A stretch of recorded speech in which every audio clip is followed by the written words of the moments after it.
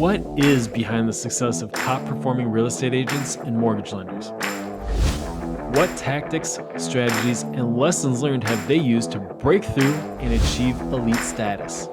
Top performing real estate and mortgage specialists from across the country answer these questions and so much more right here on Real Talk with Homes for Heroes. So grab your pen and paper because we are about to get real.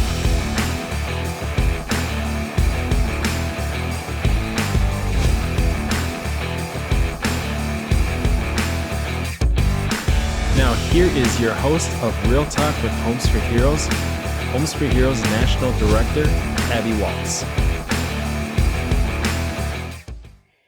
Hey there, and welcome to episode 67 of Real Talk with Homes for Heroes. I'm your host, Abby Waltz. You are sure in for a treat as this episode is packed with success strategies that will help you take back control of your day. They'll increase your production while still being able to stay sane, and they'll actually be present and enjoy the life that you're working to build. If you're new here, don't forget to hit that subscribe button so you don't miss any of our future episodes. On this week's show, I am joined by a seasoned veteran with 22 years in the mortgage industry that has earned her way to the top 1% of mortgage specialists in the nation. Erika Westcott, a mom of 3 teenagers right out of small town Gadsden, Alabama, started her mortgage career practically right out of college. And over these past 22 years, she has come such a long way, initially learning from her own mistakes back when she first started, to then getting to a point where she needed to invest in herself through coaching to grow to that next level, to now being able to mentor and coach the loan officers, processors, and coordinators that work right alongside her to help her be the successful mortgage professional that she is today. We have a great conversation together about goals, prioritizing, and time management on this week's show, as Erika is juggling a lot with being a mom, a loan originator, and a manager every single day, like so many of us are trying to do right now. Now, that may sound a little blah, but with all that we're trying to cram into a day and our own mental health, happiness, and well-being, these are key concepts to master for our success as real estate agents and mortgage professionals, but also for our own personal happiness and fulfillment as people and human beings. We discussed together Erika's personal quest to always be learning from others and what she has learned along her journey thus far, like the lessons she learned from her coach, to take time to establish a habit of prioritizing your income producing activities and delegating the rest that you don't necessarily need to be doing yourself, giving you more time to invest in yourself and into those income producing activities that you should be focused on, to always having daily priorities or goals you need to get done in the roles that you play. She shares how she's able to accomplish her daily, weekly, and monthly goals by time blocking, something a lot of us in this industry struggle with. Not letting the day run you, but being disciplined enough to running your own day and achieving those goals. Be prepared to take a ton of notes, not only on the concepts shared on this week's show, but the detailed specifics she gets into with her secrets to success. That's right, Erika is giving us a real full look behind the curtain this week. So, are you ready? Let's get real with Erika Westcott. Hey there, everyone, and welcome to Real Talk with Homes for Heroes, where each week I am joined by one of the nation's top producing real estate agents or mortgage specialists from across the country. This week on episode 67, we have a very special guest, which I am super excited to introduce. You see, she is already with me, Erika Westcott. I never know which way to point. She's somewhere on the screen. Yes. Oh, thank you so much for joining us, you guys. For those of you that are joining and being a part of our conversation on our live virtual audience via Zoom, I just wanted to give a quick little housekeeping thing before I give Erika her official welcome and introduction here. When you have any questions, there's a great chat feature on here. We're going to do Q&A kind of throughout this entire conversation that we're having today as we explore Erika's strategies to success. So if questions come in, go ahead and type those in the chat. If you guys find something that really resonates with you as well, feel free to chat that as well, and we'll bring that into the conversation throughout the entire show with Erika. So without further ado, I've got one of our top, can you believe this, top 1% mortgage specialists in the country with Homes for Heroes, Erika Westcott out of, is it Gadsden, Alabama? Gadsden, Gadrock. We call it Gadrock. Gadrock. See, you're going to say it much cooler than I am because you've got the accent to say it correctly here. Gadsden. Oh, man. Well, welcome, Erika. Thank you for spending some time with us today. Oh, thank you for having me. Yeah, of course. Well, we're just going to dive right in if you're ready to get real for a little bit with us. All right. Give me a little bit of background about you, how long you've been in the business, how you got to be a mortgage specialist, just a little bit of history. Okay. Well, I am about to finish my 22nd year with First Federal Bank. This is my second job out of college. So I graduated from college, went to work for a finance company for a couple of years, ended up with getting bought out, that sort of thing. And my manager said, hey, I'm going to go originate mortgages. Want to come with me? I said, sure. You know, kind of this do it 30 days. If you do well, we'll open you a satellite office in Gadsden and let's go. And by the grace of God, it worked. And that's all it was, because I was a 24-year-old girl doing subprime loans and had no clue what I was doing. So anyway, 22 years later, we're still here and have been, you know, I've got a branch here, and I've been doing mortgages for 22 years, learning every year and growing. And it's just been lots of fun. So that's how I got here. Wow. That's atypical because not many people get kind of into this straight out of college. I got to ask, what did you major in for college? What did you go to college International business. Oh, well, kind of in line with it. No, listen, it was kind of like this. I'm, you know, I love lots of different things. And I went to junior college here for 2 years, went off to Auburn, had fun, changed majors about 6 times, you know, got the call from dad that was like, hey, look, you're in year 5, you've got 1 year to get out and you're on your own. So I went straight over to the dean's office and said, how do I get out in a year? And he's like, you've got this, this, and this. International business would be great. I said, sign me up. Went to Spain for 30 days to knock out about 4 credits in my foreign language, and graduated a year later with an international business degree. And I'm terrible at Spanish. I mean, it's horrible. I can't even order like at a restaurant. It's bad. But I learned a lot. Good. Well, I'm sure you've learned a lot in your vast 22 years of experience now. Let's take a dive into some of the things that you've kind of learned along the way. Because in our conversations that we've had in the past, and I've known you for a few years now, you're like a sponge. You're always looking for information or something to learn from, which I think is so incredibly important to growth and to getting to that next level. So let's drop some wisdom bombs on everybody that we've got with us today. What are some things you've learned along the way? Well, I've learned to invest in myself. I honestly feel like that's probably been key. In this industry, things are ever changing, but it's very easy to get complacent, especially with, you know, if you have moderate success and you know what you're doing, you've built a customer base, you've got your referral partners, it's easy to just get complacent. And I love to learn. And so, I don't know, 5-6 years ago, I decided to sign up for sales coaching, and it changed my life. So through that, just the investing in myself and rebranding a little bit, maybe, I've learned a lot from you guys, a ton from you guys. And I've also just learned that the industry in itself is ever changing. The neat thing that I found is it's like as time evolves and I mature, because you know I've been doing this since I was 24.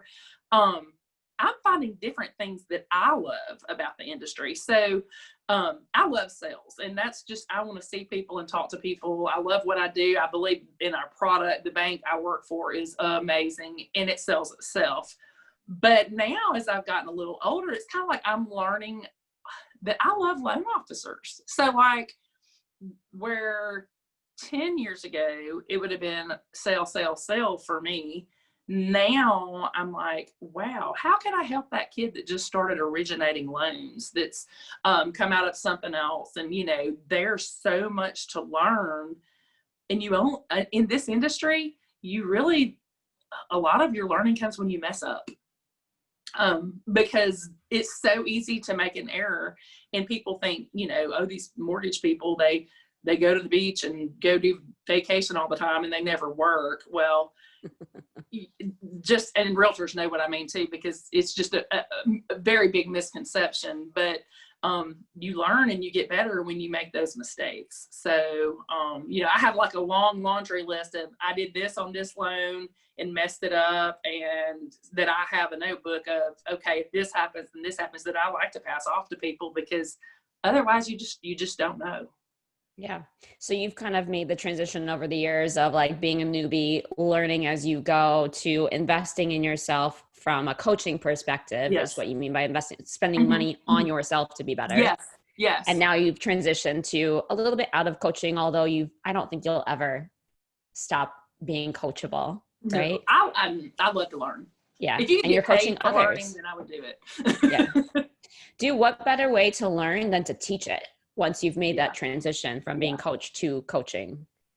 So and it's just fun. I mean, it's really fun. We have a guy that he's been with us maybe 2 years out of a really successful branch that we have. And he's, I just kind of popped in one day and said, hey, we just became fast friends. And so, I'll message him and be like, hey, what'd you close? And he's like this. And I just kind of, carry on with him back and forth. But like, he had a super, super huge month last month. And he messaged me and said, you're not going to believe what I closed. And it just makes me feel so good, that they're so excited about that, because, when you're up in your ages on this stuff, it's just fun to have those young people with the, fire in their eye. It keeps me motivated, I guess is what I'm trying to say. Yeah, definitely. Very cool. Well, before we move on to some of the success strategies that you've learned along the way, do you have like a big screw up early on in the day that like really kind of helped you set course or take a different fork in the road? There's two I have. But the best one to me, which I don't think it necessarily changed the way I did business, but it's just a funny story.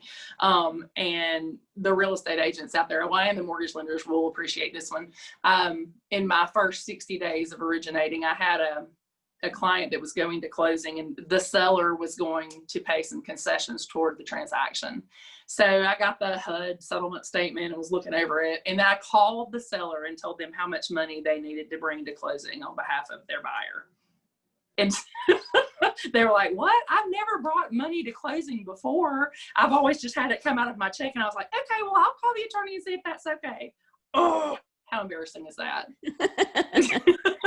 It happens to us all. No harm, no foul on that one. That was one of my funniest stories that I like to tell. When they mess up and say, oh my gosh, you're not going to believe what I did. I was like, it's fine. It's fine. It's the only way you learn. And people are pretty forgiving if you just say, hey, I screwed up. Tis true. You got to own it. Yes. And laugh about it. Yes. Totally laugh about it. Oh, for sure. Okay. So you learned quickly, and you learned to just own up to your mistakes in the beginning and just go forth and keep learning and keep doing better. Mm-hmm. Midway through, you said sales coaching was something that really helped move your career to the next level. Yeah. Tell me a little bit more about that. Who did you use? What did you learn from it? What that looked like? Well, I think mid 2014, I told you I'm a producing manager. So I do loans, but I also manage a branch, and we had some growth. I had hired a couple of new people, and we were training them, and I was just really invested in my employees. And I looked up like in May, and I've got 3 kids, and my W-2s my money was looking scary. And I was like, oh my gosh, what am I going to do? So of course, somebody had just happened to call and say, hey, I'm with Southwestern, consultants. We do sales coaching. So-and-so mentioned you. Can I come in and do a free seminar? And I was like, sure. So she came in. Her name's Kitty Barrow. She's out of Nashville. I love her to death. It's fantastic people. And they did just a sales seminar for me and my crew, and 2 of us ended up signing up for coaching. So then every other week, Ellen Petrillo was my coach, and I had an accountability partner, and she was great. The biggest takeaway I had from sales coaching was the time management, which was what was lacking prior to. Was, I have 3 kids, they were small, I had 5 loan officers, 2 were new, and me. And doing all of that in an 8-hour day, I was really, really struggling. But she taught me how to prioritize my time, and then she held me accountable, which was huge. And to this day, I think every mortgage originator should use a sales coach. I just think every salesperson should use a sales coach, because especially when you get further on in your career, a lot of times I'm the person holding people accountable, but I'm not really accountable to anyone. So it's anytime I've done that, I use a life coach now for the same thing, but more so without a parent. My 3 teenagers. That sounds fun. Management, which, she's great too, and Lord help her if she's having to deal with me. But so anyway, that happened, and that was a change in my career when I used the sales coach for probably 2.5 years. I've been out of coaching now and keep saying I'm going to go back. I just haven't done it. Yeah. I think we talked about this on a few shows before, but it's okay to outgrow your coach. I think coaching from the perspective that you needed it from a time blocking or a time management, as you said, is really, really important. I think those skills start to become habits as soon as you're able to be held accountable for it. And then you just kind of, it gets natural, right? Yes, it does. Well, it's a necessity now. And I can tell, you just always go back to the basics, because when I feel off, I'll be like, okay, I'm going to keep a time awareness log for one day, and I can look and see all of the things I'm doing that are not income producing activities or priorities for me, and go, okay, tomorrow when I come in, here's what's going to happen. Post it on the note on the door that says do not disturb during my prospecting time, and just blocking off and doing what's going to be beneficial for me, so I can go home on the weekends and enjoy my kids or my friends or whatever it is I'm doing.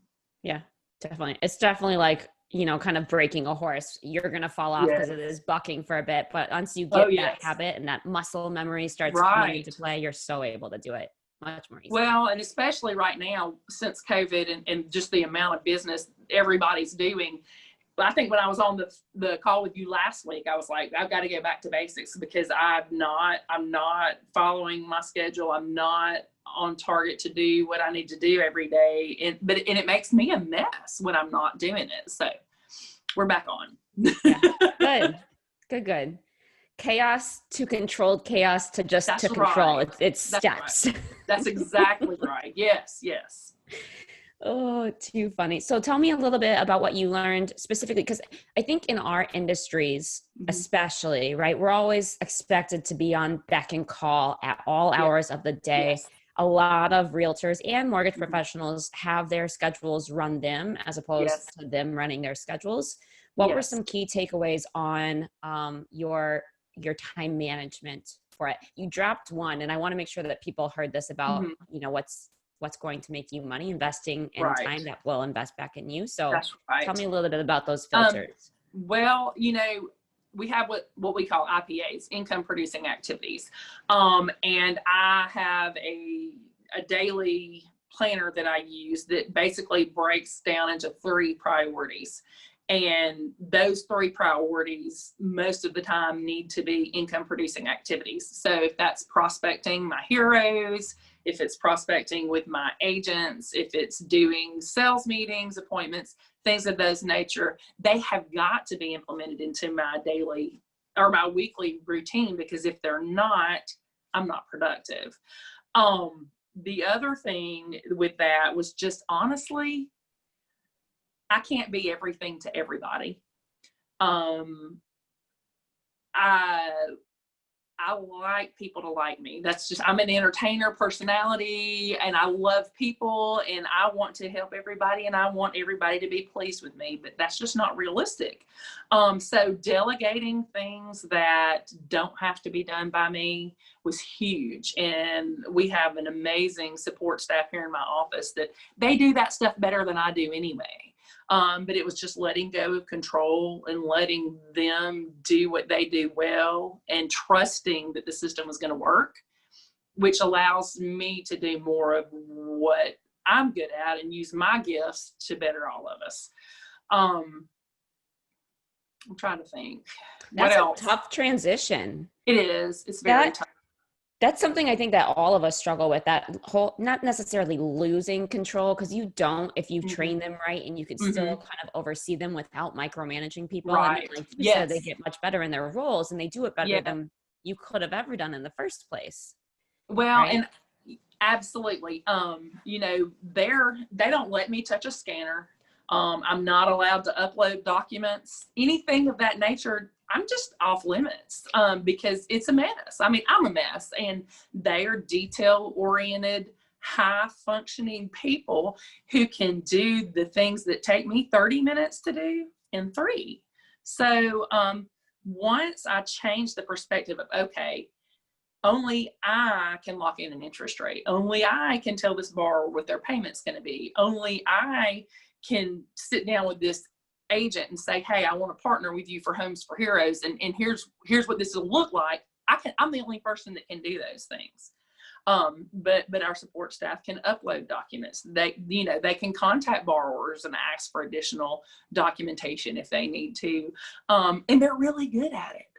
Like, they're so good on the phone that I sit out here and listen and just think, why did I not do this a long, long time ago?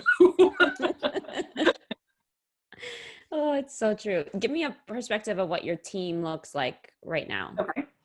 In my office, there's me, and then I have 2 other loan officers who originate loans. And then we have one processor for the 3 of us, and what I call a loan coordinator, who does a lot of the admin stuff here, but she's vital to me. She helps me a whole lot. Honestly, she helps me with me. Like, did you remember to pick up your kids today?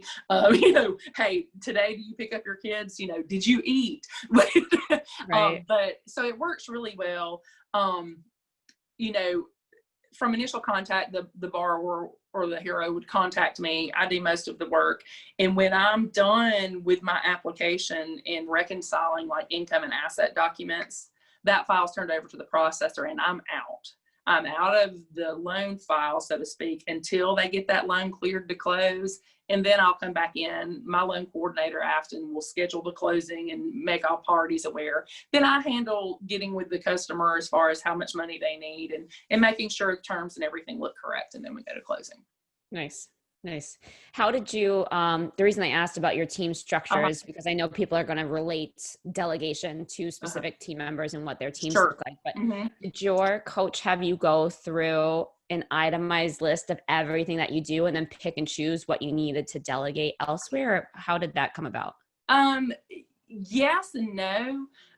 What would happen is we would be on these calls, and I would be giving her all these excuses as to why I couldn't do what I needed to be doing. Way to be honest with that one. No, I mean, it's the truth. She'd call me straight out and say, wow, Erika, do you really need to be ordering that credit supplement for the, no, but you know what it did? It kept me from having to get on the phone and make my calls, which I didn't like to do. I mean, nobody there are people that wake up every morning and they're like, hey, I think I'm so ready to go make calls. But lots of people have call reluctance. I'm one of those people until I get started, and then I'm happy as lark.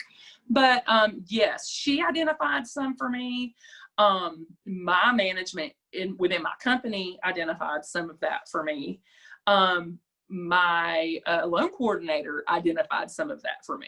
Okay. Hey, you know what? I can do that. Let me have that. So that's all been very helpful. I also follow a couple of marketing or loan originators just throughout the country that I listen to a lot, and they work in teams, so to speak, but I kind of take what I hear there and think, oh, well, I didn't think about that. Maybe this would work better over here with somebody else. And what I want to do within our system is, once my loan processor's processed a couple of years, if they want to originate loans, well, I want to move them up and fill that spot and just keep rotating it up. One of my really productive loan officers here in the office now, she processed for 5 years before she started originating.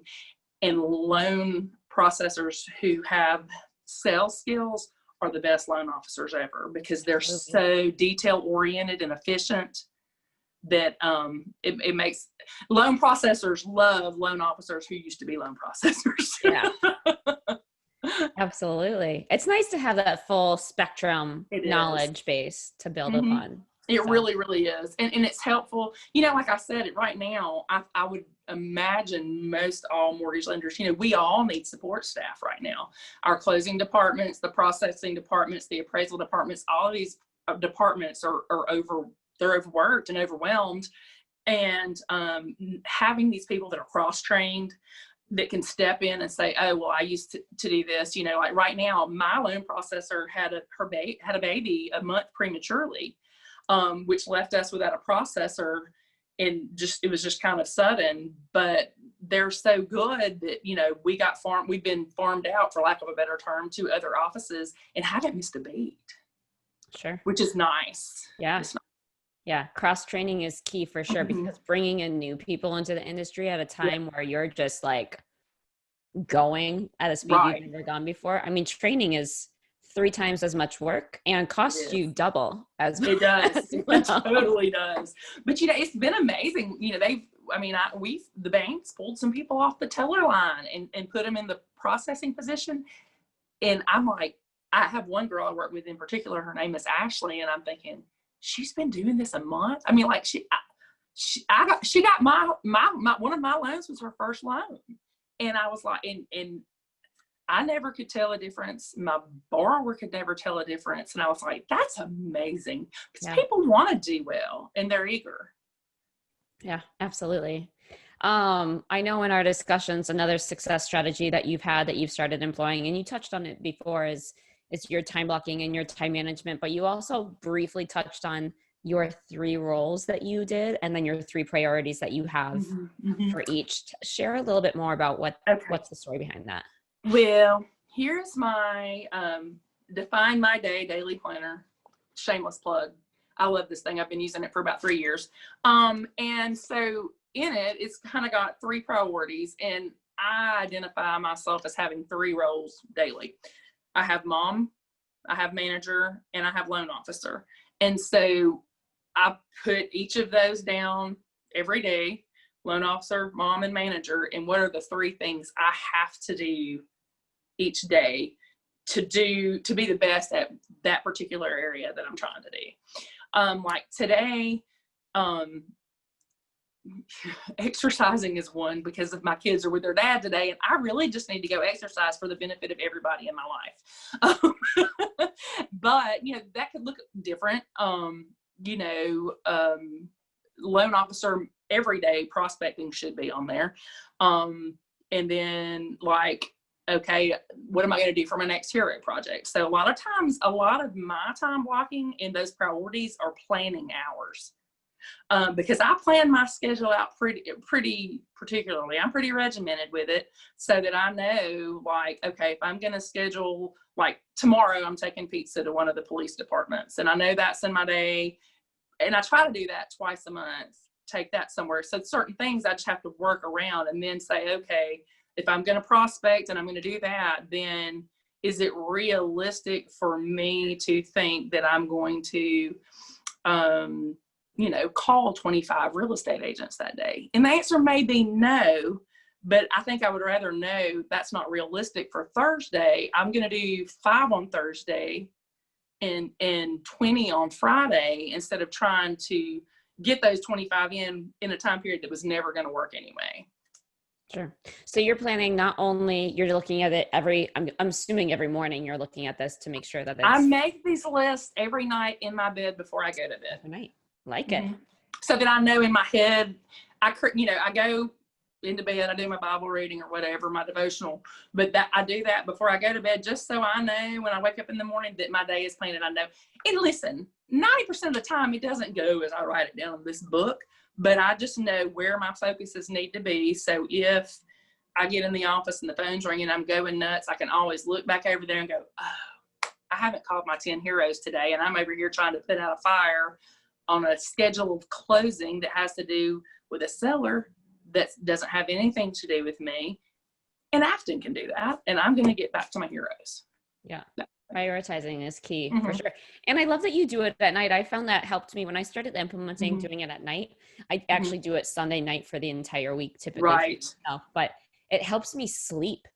Yes. Well, and I think that's a lot of it is I rest easier knowing that I have an idea of what's going to take place or what should be taking place from my perspective, to be the best that I can be for tomorrow if I know it going into it. If I try to do it in the morning, I'm really ADD and I have one cup of coffee and I'm all over the place and it just doesn't work as well for me. Yeah. Well, and it could be the control freak in us. Like at night, we can absolutely plan the next morning. But if we wake Yes. up and we've got 17 voicemails, like Yes. I'm off in that direction. And then my morning Hmm. doesn't go the way that I need it to go. That's right. Well, and it was kind of like that this morning. You have one kid that's hair doesn't look right and they get upset and now we're late. And I just, if as long as I know, and it doesn't get done. So Yeah, I do better when I have it ready and prepared for sure. and color coded. Well, it's all about the highlighters and the different ink pens. Come Yes, on. it is. That's right. Oh, too funny. So you prioritize at night for the day ahead. Are you looking at a weekly basis? Like you have your own weekly goals or your quarterly or monthly? I How far out are do. you going? I'm a goal girl. I love goal setting. I don't know what it is. It just gives me the biggest sense of accomplishment. So, um, I I do monthly for certain, and in my daily thingy, there is a weekly. There's 5 of them. So it kind of gives you like a week 3 milestones. So I may write down what they are, and I may have 6 instead of 3. But these are kind of not just work related. This is life related for me. So if I'm spend time planning for the realtor class I'm going to do, exercise and eat well, be intentional on loving my kids, pick a hero project for next week. Then I need to prospect and I need to finish a book in the Bible, that kind of thing. So they all go here. And then when I'm doing my daily prioritizing, I can kind of go back to these and go, oh, it's Friday and I haven't finished 2. And if I haven't finished them, then I'm going to make those my priority because I can't stand to uncheck, not have something checked off. Yep, definitely. So it's your planner is goal setting, it's daily planning, and then does it operate as a journal as well for you? It does have some journaling stuff in here. And I love this thing here because at the end of every day, it has a review my day journaling place. Tomorrow, here's what I'll improve. I'm looking forward to. And then at the bottom of after your priorities, you do an I appreciate, today I get to enjoy, and today's theme is. So yes, and then they've got some, extra pages in the back, as well as a to-do list, which there's nothing wrong with, but I have to keep myself remembering that my priority list and my to-do list are usually not the same. Absolutely. So it's really cool. I love this thing. Like and right now, I mean, I don't even know anybody that works there, but they are having a sale. I'm about to order a bundle when I get off with you. But like this has got a little daily disciplines where it has exercise and rest and reading and food. Yeah. So it's cool.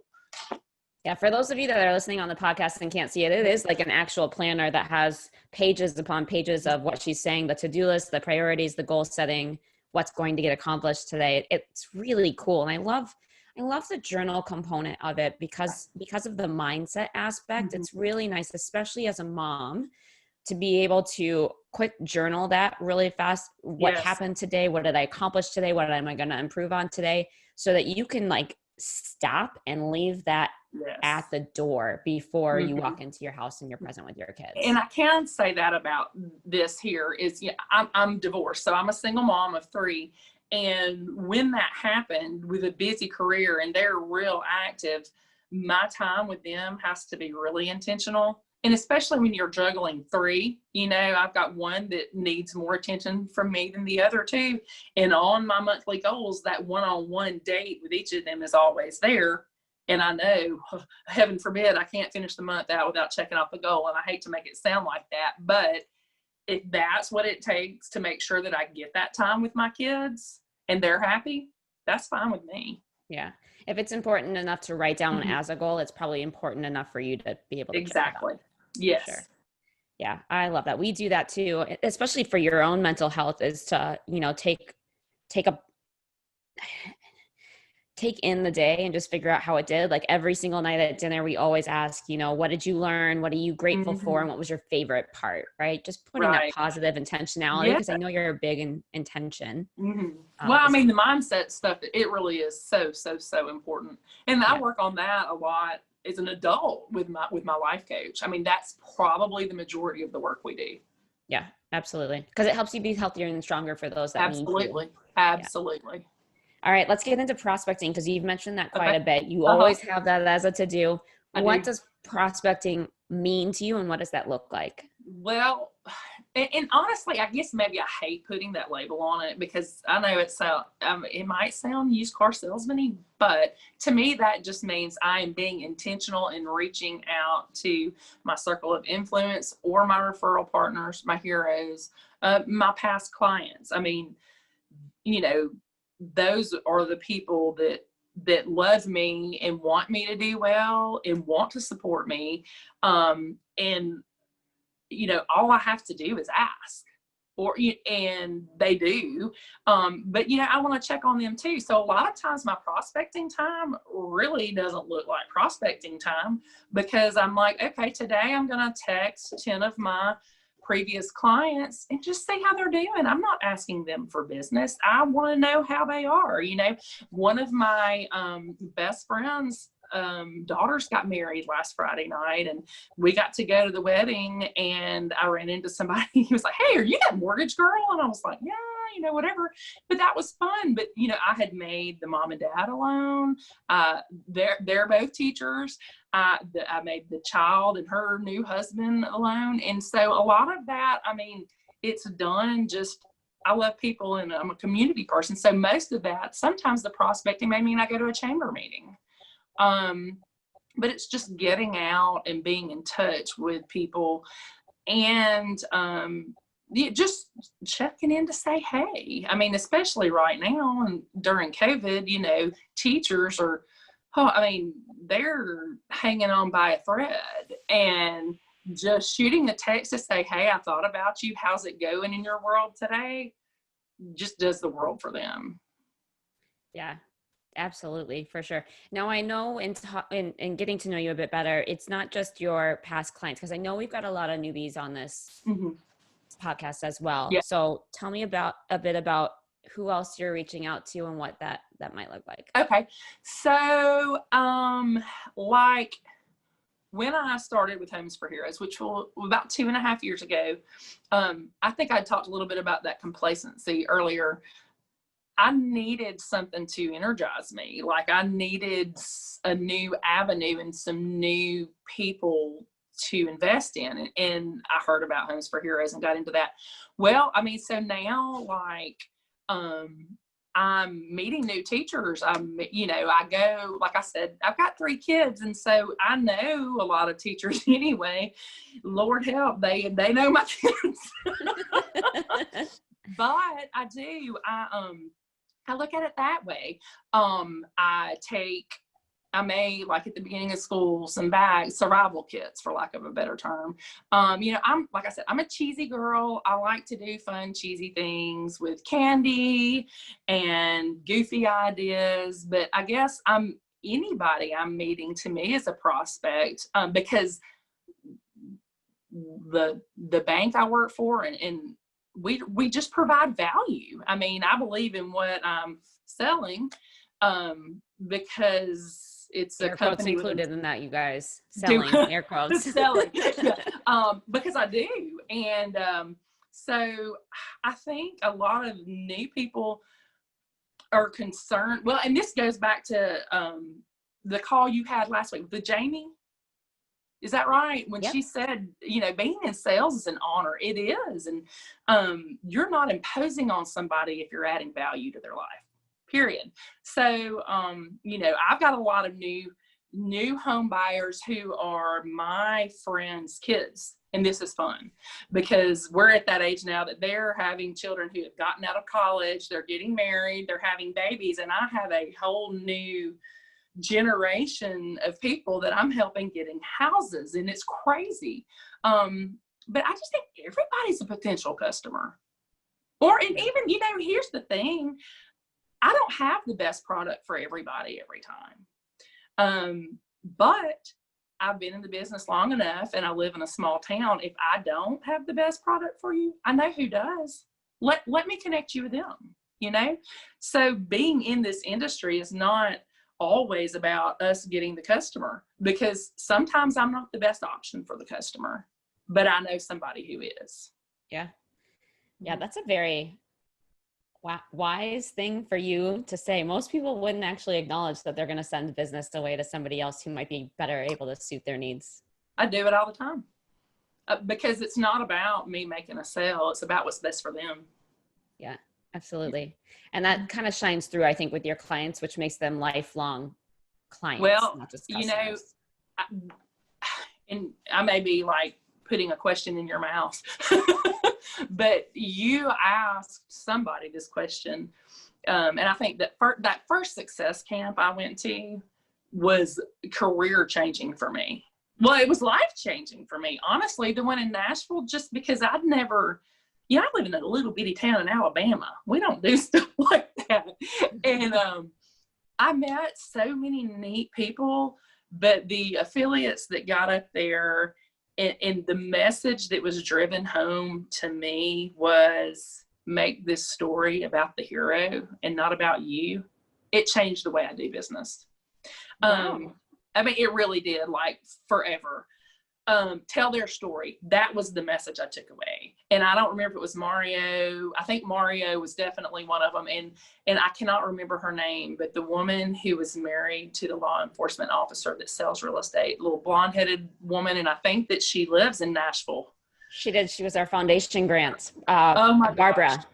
Yes. Just the three of them, like literally changed my life and the way I look. It's so much. And I have y'all to thank for that. Wow. That's, first of all, big kudos. Like, I'll send you your bribe later. No, listen, guys, everybody needs to go to Success Camp.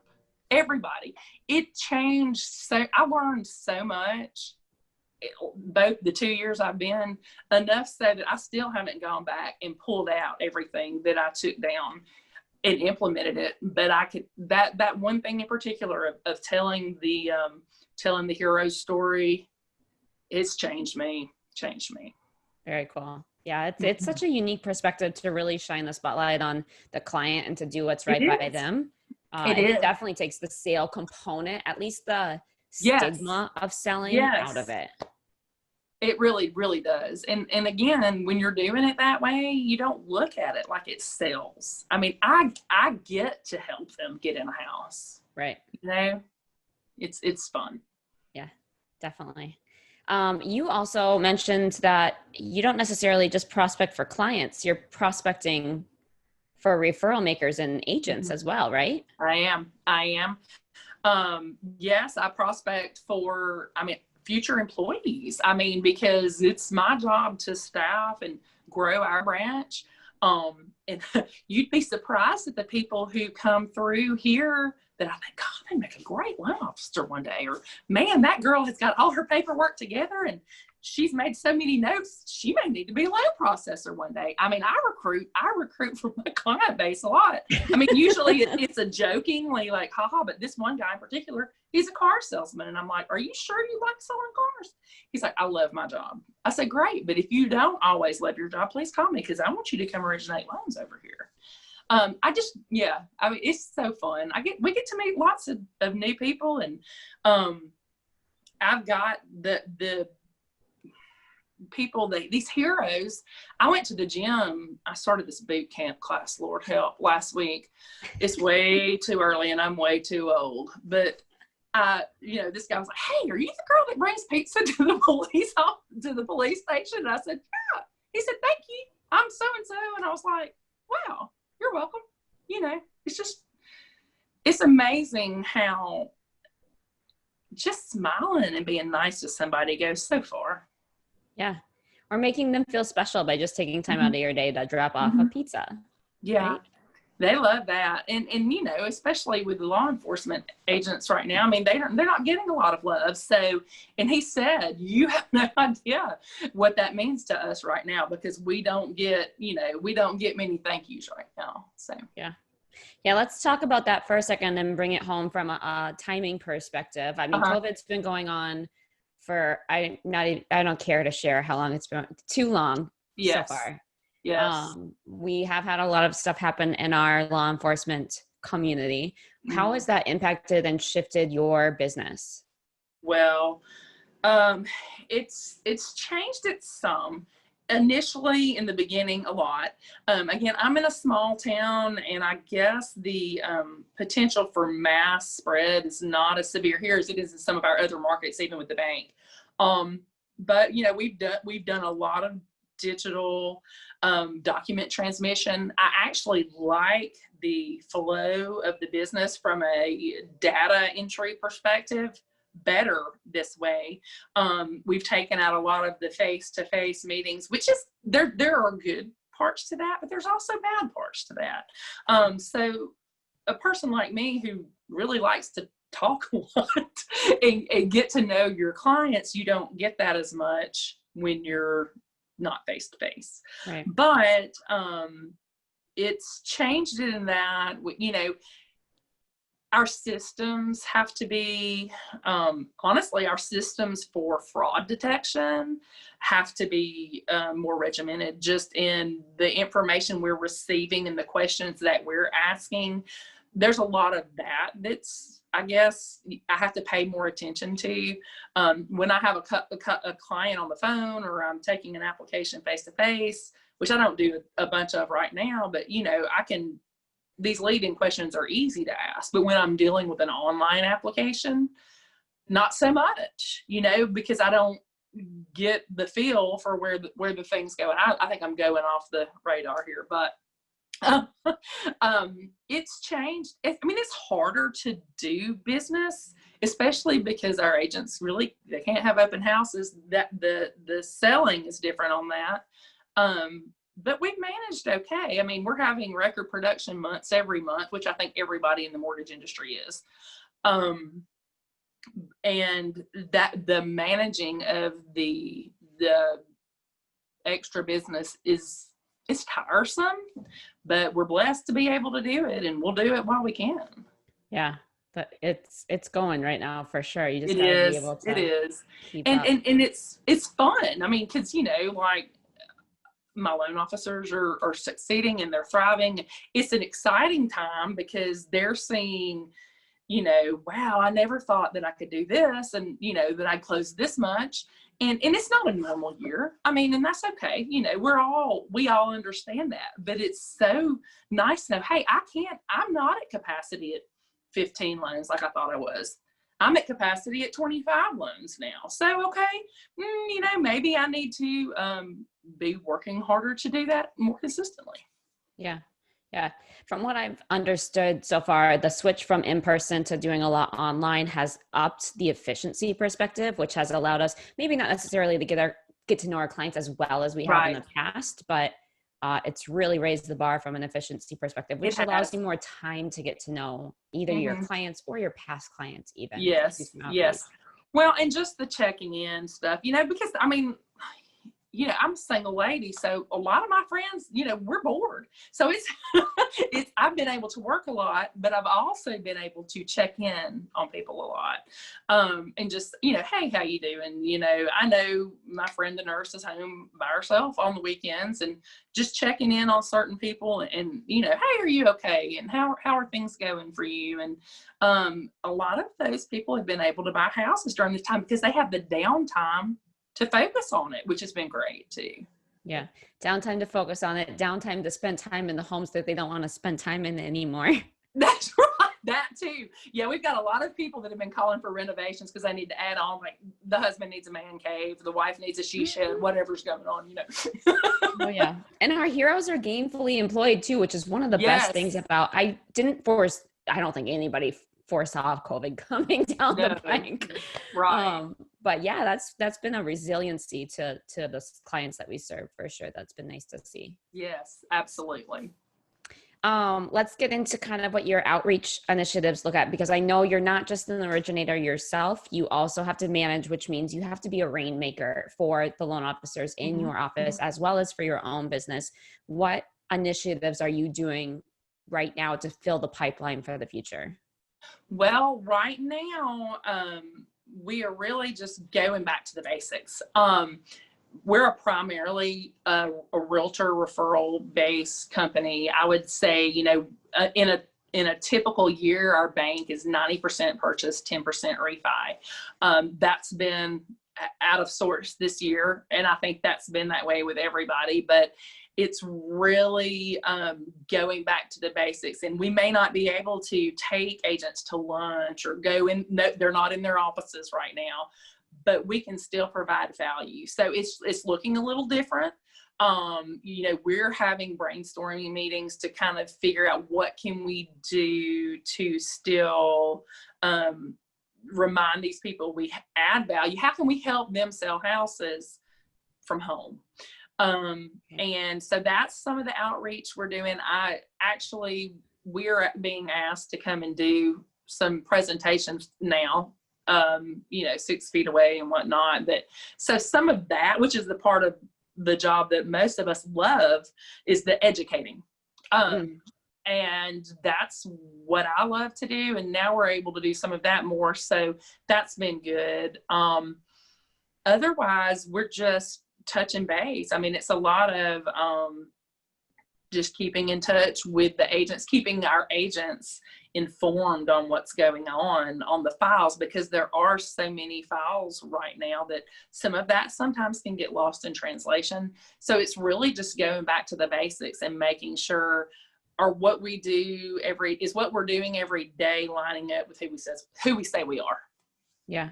So you're really highly focused on the agent component of it and providing value to the agents, not necessarily reaching out to new consumers. Is that correct? Well, traditionally and that historically, that has been the way our company has always run. Now, within the past 5 to 6 years, with the emergence of social media and all of their components, that's changing some.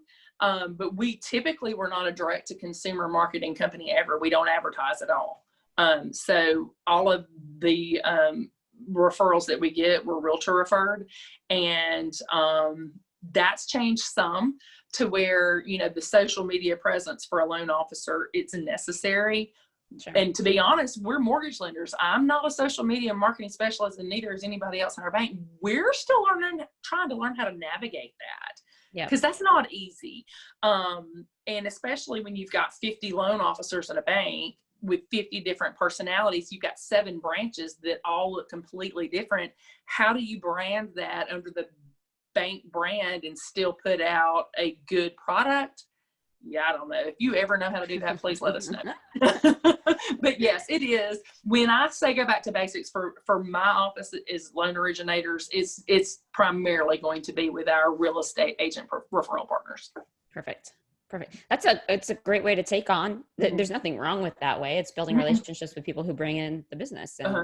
And that's, I think when they hired me in 1998, it was that way. And it's been that way ever since. And again, it's changed in the past 5 years. Like, we're having to change some of our thoughts on how we do that, because now the consumer is hooked up with the agent and already usually pre-approved prior to hooking up or selecting their realtor. So it's different. And we've had to add a layer of how do we reach that person? And a lot of that here in this small town is community involvement.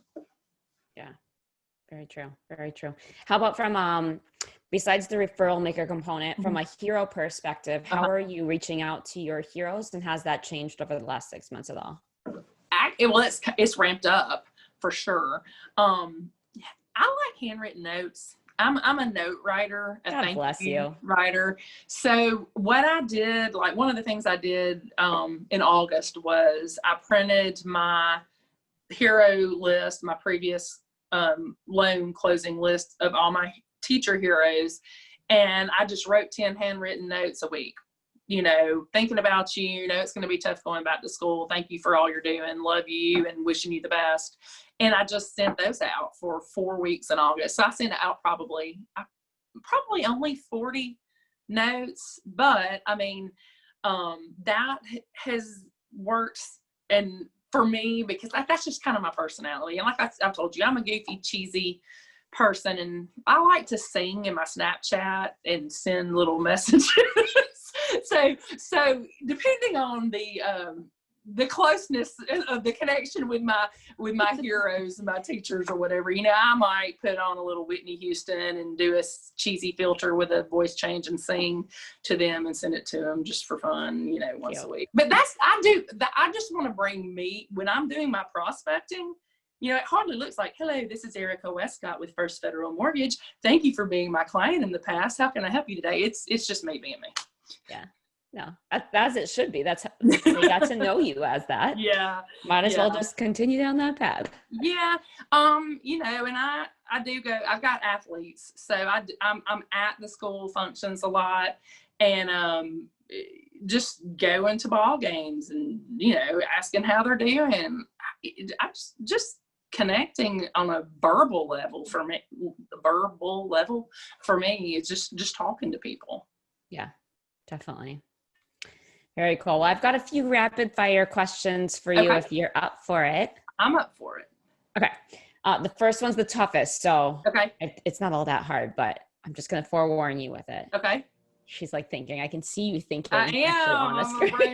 My brain's going. Okay. If you could go back 22 years ago to yourself when you first got in the mortgage business, what piece of advice would you give yourself? Don't try to be everything to everybody. You hammered that home earlier, which I love. That's so true. It is. I mean, it may have taken me, I may be a slow learner, but I learned. At least you learn, right? That's right. Second question is, are you a bookworm? Are you? Yes. I love to read. What's your favorite book? Like business book or fiction book or life book? Let's go. Self-enhancement. I hate saying self-help because it's not, but business and life in general. I have two. Lisa Tierkirst, Uninvited. Honestly, I mean, it's a spiritual book, but it's a book. It's about overcoming and dealing with rejection. And it's one of those books that I read in consistently in one chapter or another. That one is very dear to me. And Rory Vaden's Take the Stairs. I don't know if you've ever read that or not, but he was the co-founder of Southwestern Consulting, who I used for sales coaching. And I love that book. And it was, I mean, the premise is, do the things that you don't want to do now so that you can have freedom to do what you want to later. Just, again, it's just back to basics, don't take the elevator, take the stairs, don't cut corners, do the work. And you're always rewarded when you do. So those are two of my favorites. Okay. I like it. I hadn't heard of the first one, so I'm going to have to jot that one down. It's really, really good. And then my other, you didn't even ask. You're going to have to be like, I want to know though. My other favorite, my most favorite fiction book, well, actually, this is about to come out into a movie, is Redeeming Love by Francine Rivers. I don't know if you've read it or not. Mm-hmm. It's kind of inspired by the book of Hosea in the Bible, but it's set in like 1850s gold rush time. And it's kind of the, it's a really pretty, wonderful love story. It's good. Okay. You need to read it because the movie comes out like next year. Maybe it's in December. I'm not sure. Okay. Are they making movies still right now? Is that a thing? I hope so, because I love movies too. I haven't seen one in a while. But yeah, that makes all of us at this point. Yeah. Too funny. And then last but not least, don't worry, this one's a little easier. What's your favorite room in your house? My deck. I like my deck. I go outside and listen to music and let the cats play and, watch football, that kind of thing. We are redoing our house right now, and we're making our playroom into a music room. So this could be fun. Hopefully the next time we talk, I'm going to say the music room. But for now, it's the deck.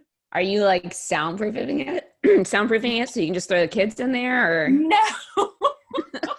That's a great idea, though. I could have done that I'm like, maybe they're on drums and saxophone, Well, and you just want to shove them away in their room. My middle child, she plays percussion and guitar and piano. And anyway, we had carpet in there. I had it ripped up and had hardwood put in there. So the other night she's like, "Hey, I'm going to go in here and check out the acoustics," and they were fantastic. So we've got big plans with a record wall and some funky furniture, and we'll see how it goes. Love it. Well, last but not least, do you have any other words of wisdom or anything else that you wanted to kind of share today? Yes. Affiliates, get plugged in. Listen to this stuff. Go to Success Camp. Like I said, Homes for Heroes, just from the marketing and the learning aspect, you guys provide so much good information.